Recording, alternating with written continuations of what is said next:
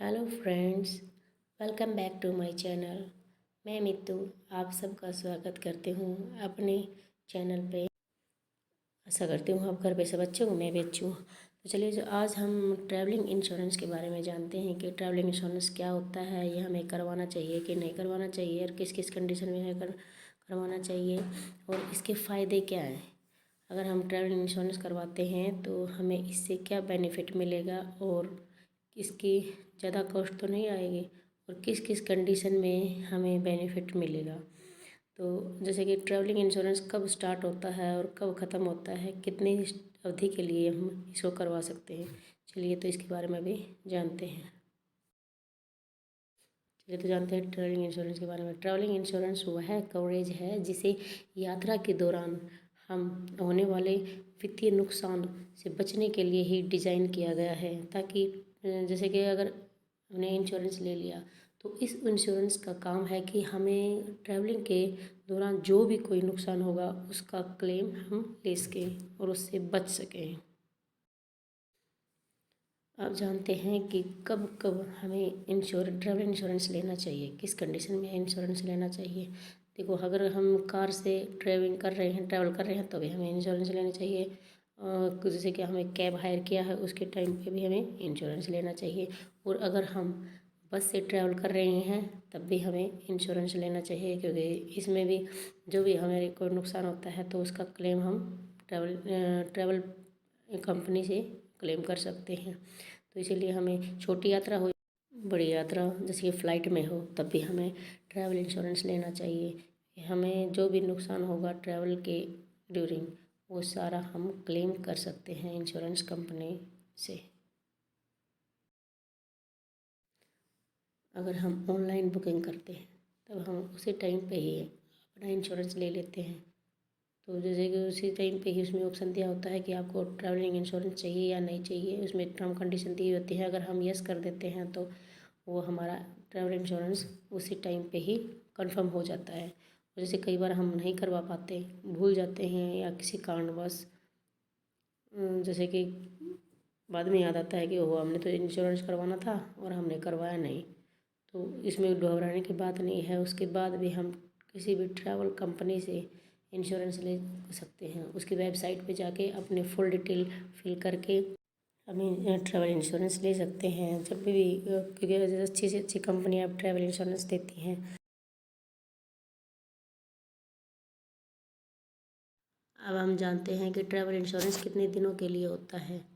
तो ये आपकी यात्रा पे डिपेंड करता है कि कितने दिन की आपकी यात्रा है, उसी के अकॉर्डिंग ही ये इंश्योरेंस होता है। अगर आपकी यात्रा 6 डेज़ की है तो 6 डेज़ के लिए होता है। ये आपकी यात्रा स्टार्ट होने से आपकी यात्रा एंड होने तक का इंश्योरेंस होता है। तो जैसे कि अगर आप 10 डेज़ के लिए जाते हैं तो 10 डेज़ के लिए ही आपका इंश्योरेंस होता है, उसके बाद वैलिड नहीं होता है। अगर आप 1 मंथ के लिए जाते हैं तो आपको 1 मंथ का ही इंश्योरेंस लेना पड़ता है स्टार्टिंग से एंड तक, तो 1 मंथ तक ही वैलिड रहता है। तो इसीलिए ये आपकी यात्रा पर डिपेंड करता है कि आपकी यात्रा कितने दिनों की है। अब हम जानते हैं कि ट्रैवल इंश्योरेंस के करवाने के फ़ायदे क्या हैं। इसके फ़ायदे तो बहुत हैं पर मैं मोटा मोटा बताने की कोशिश करूँगी इस वीडियो में। जैसे कि अगर आपको ट्रैवलिंग के ड्यूरिंग आपकी तबीयत ख़राब हो जाती है, आप हॉस्पिटलाइज हो जाते हैं, तो उसका खर्चा ट्रैवल इंश्योरेंस कंपनी ही करेगी। अगर आपका ट्रैवलिंग के ड्यूरिंग अगर आपका बैगेज लॉस हो जाता है तो इस कंडीशन में भी कंपनी आपको क्लेम देगी।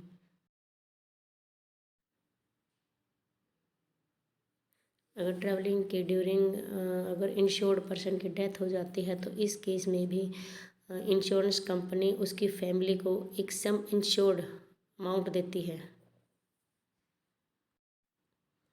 जैसे कई बार फ़्लाइट डिले हो जाती है, तो अगर फ़्लाइट डिले हो जाती है इस कंडीशन में भी इंश्योरेंस कंपनी इंश्योर्ड पर्सन को क्लेम देती है कि वो क्लेम कर सकता है कि मेरी फ़्लाइट लेट हो या उससे मेरे को ये नुकसान हुआ है, तो उसकी भरपाई इंश्योरेंस कंपनी ही करेगी।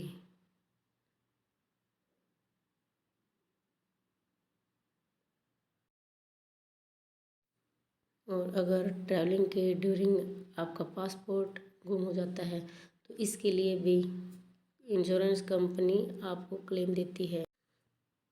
तो इसीलिए इंश्योरेंस मेरे ख्याल से तो बहुत ज़रूरी है कि हम ट्रैवलिंग के ड्यूरिंग इंश्योरेंस करवाना चाहिए। किसी भी प्रकार के लॉस हो सकता है हम।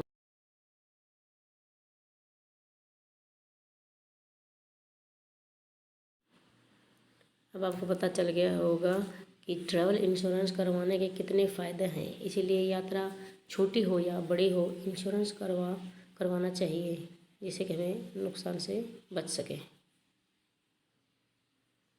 कई बार ऐसा होता है कि हम बुकिंग करवाते समय ट्रैवलिंग इंश्योरेंस लेना भूल जाते हैं, तो बाद में याद आता है कि हमें इंश्योरेंस लेना था, पर लेना तो भूल ही गए। तो इस कंडीशन में भी आप ट्रैवल इंश्योरेंस कंपनियों से ट्रैवल इंश्योरेंस ले सकते हैं। इसमें कोई भी घबराने की बात नहीं है, क्योंकि जैसे कि इंस्टेंट अब इंश्योरेंस मिलता है। जिस टाइम पर आपको ज़रूरत है उसी टाइम आपका इंश्योरेंस मिल जाता है, और उसी टाइम से ही आपका इंश्योरेंस की पीरियड स्टार्ट हो जाता है बेनिफिट की। आपको उस टाइम से ही बेनिफिट मिलना शुरू हो जाता है।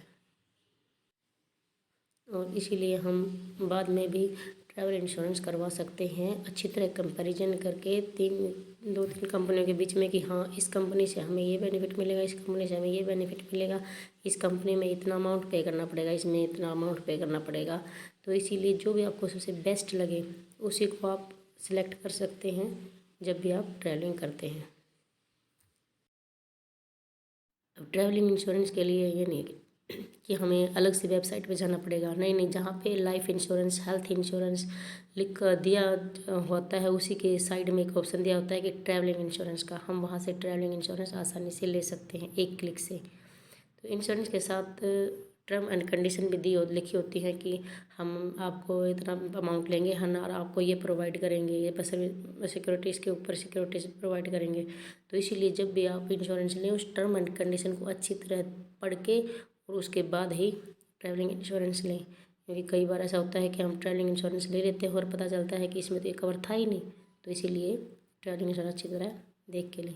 तो आशा करती हूँ फ्रेंड्स कि आपको ट्रैवल इंश्योरेंस के बारे में पता चल गया होगा कि ट्रैवल इंश्योरेंस क्यों ज़रूरी है और इसके फ़ायदे क्या हैं, और ट्रैवल इंश्योरेंस हमें लेना चाहिए या नहीं लेना चाहिए, और हाँ, इसको लेने से हमें को क्या बेनिफिट मिलेगा। और अगर हम ज़्यादा फ़्लाइट वगैरह बड़ी मात्रा करते हैं फ़्लाइट वगैरह में, तभी लेना चाहिए, छोटी मोटी यात्रा के लिए भी ले सकते हैं। थैंक्स फॉर वॉचिंग दोस्तों, और आशा करती हूँ आपको मेरा वीडियो अच्छा लगा होगा।